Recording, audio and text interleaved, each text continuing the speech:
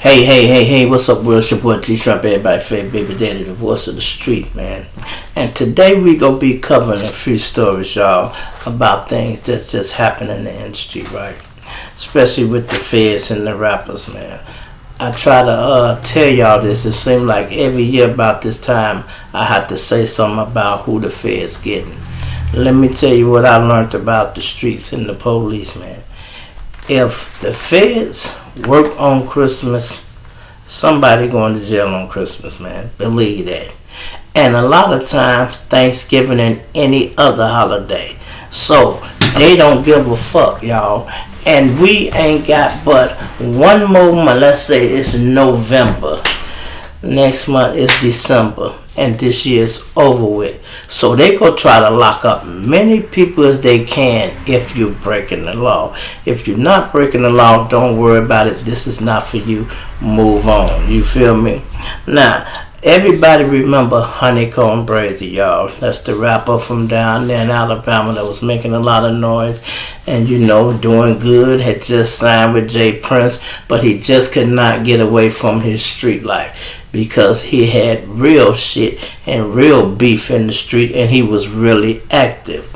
Anyway, y'all hear him teasing people, calling about the biggest op in the city. Well, he called him a rat. He said the biggest rat in the city got some bricks on his head. He kept teasing that man until they end up shooting up his grandmama house, killing his grandmama and his granddaddy. And they say a bullet hit an oxygen tank and blew up the whole motherfucking house. The house caught on fire. I showed y'all that in one of my other videos. If y'all ain't seen it, go back through my catalog and pull it up. You feel me? Now, the guy he was talking about, one of the biggest drug dealers, they finally got him. They arrested him, and he was locked up. His name was Deuce Hall something. Drew Sinhall, something like that. I can't even pronounce it right. Anyway, man, they said this man been running a drug organization down there since the motherfucking 90s, man. He was a kingpin. Well, Honeycomb Brazy had told y'all that the man copped out. They said he was responsible for selling 4,000 kilos of cocaine. The man copped out for, goddamn it, 30 years, y'all. You hear me? He copped out. Now, let me tell you something else. I take that back. This was not the feds that grabbed him. Because when he had a state case, and the state just got him. Because they were talking about the state of Alabama. But this where they tricked him and jammed him up at, right? He go plead guilty to that and take that time. And yeah, he took a light 30 trying to get out them people way because the state will lock you up and let you keep your money and shit on the street. So he figured, man, they ain't raiding my sister house. They didn't go to my grandma, my auntie. Oh, I'm good. I'm still holding. No. It ain't gonna work like that. The feds go come in as soon as the state through with your ass and they go shake up everybody. The feds don't leave you on the street with no money, y'all. They do not leave you on the street with no money. That's why your boy Alpo had started back selling drugs once he got out the written protection program. The lifestyle he was used to living, the feds was not going to provide it for him, So he started back doing what he doing, and that's why he crashed out and ran into his demise, y'all. Also, man, so that's the end of that, right? So y'all be careful, man, with the feds this year, man. Okay, now we go talk about the other rapper, man. Y'all know the new guy. He rapped with Lil Baby. I seen him in the video with 42 Doug. Gotti just signed him. I'm talking about ESTG. It stands for Everybody Shine Together. Well, everybody been shining together for real. He has started rapping, but his crew is still selling drugs, y'all. His manager, one of the guy named E.S. Mosley. They raided Mosley hotel room, y'all. They found a kilo of cocaine, $100,000 in cash, a AK-47, and a stolen little handgun. Now, people want to know why they always emphasize stolen. Stolen just means he scratched the serial numbers off of. Because a lot of these guns are legally owned. You can't shoot no motherfucker with your gun. You know what I mean? Because they go trace it back to you. So they got to report these guns stolen. They scratch the serial numbers off of it, deface them as they say. And then that's why when the police find them, ain't no serial number on it. They call it stolen.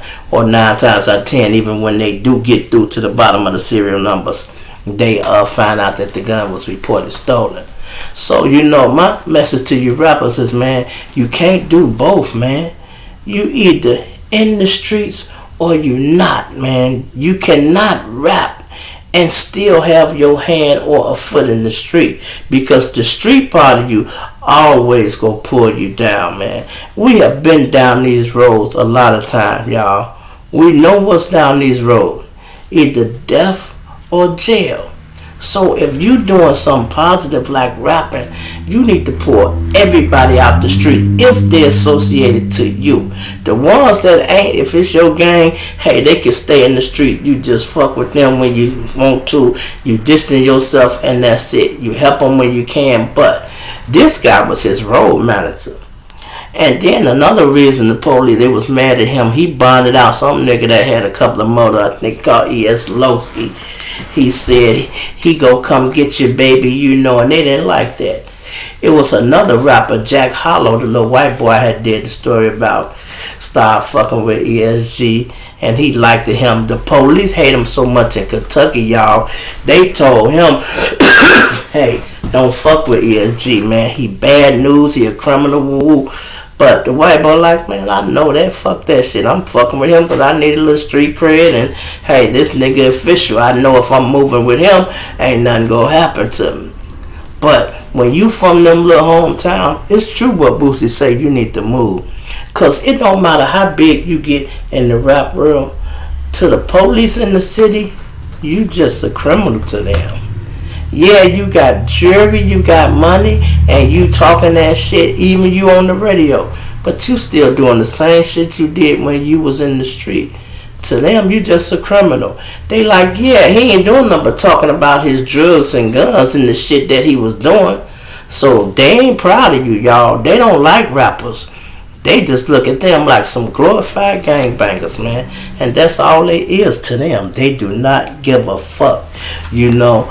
And they got 9 more guys that went to jail with him. They starting the old RICO case on them, man. And it's not looking bad, man. They caught the other guy, another Mosley, Rico Mosley. They locked him up on drug charges. Now, these was the feds, man.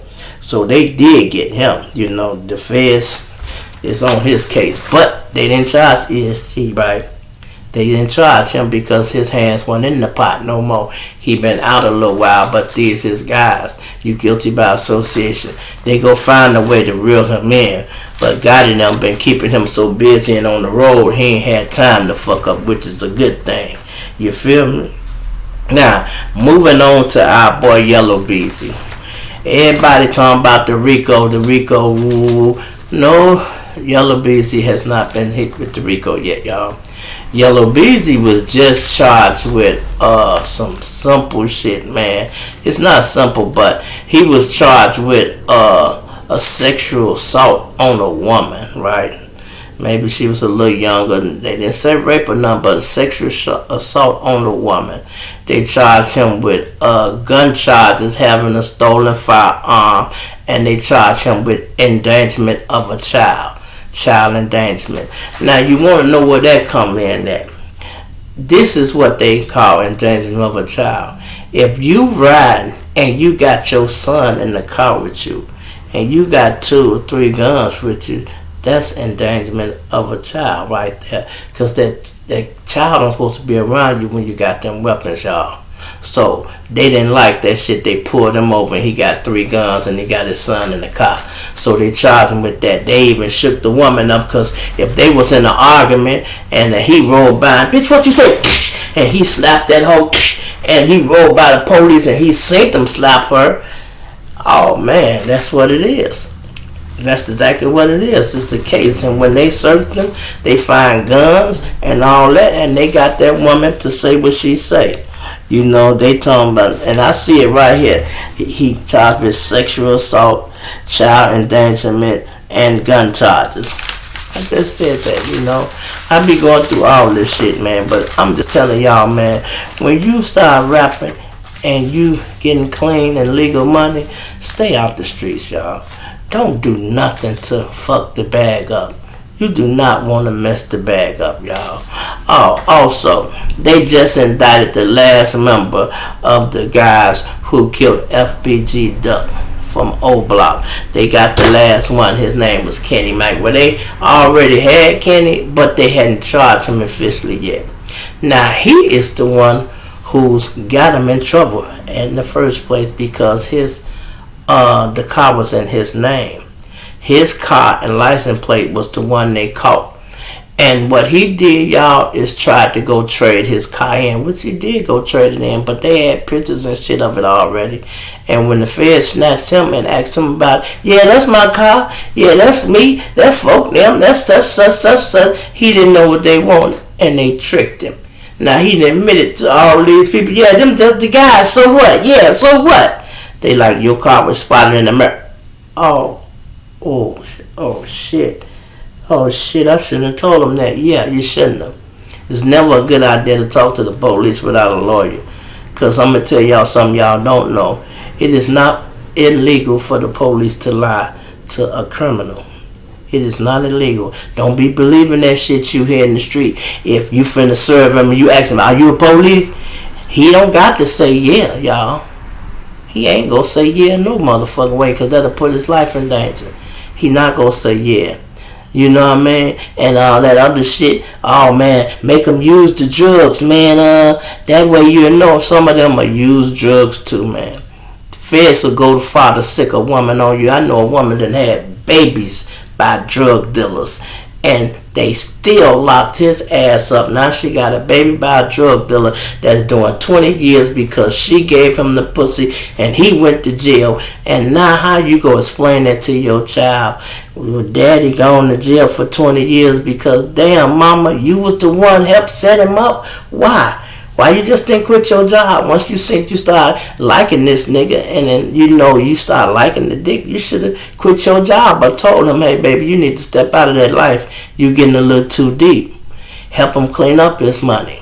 You know, everybody want to be your friends once everything rolling smooth and everything. But when the wheels roll off your wagon, where the fuck everybody gonna be? As long as you getting money, everybody your friend. Even when you ain't doing shit, people just want to hang around.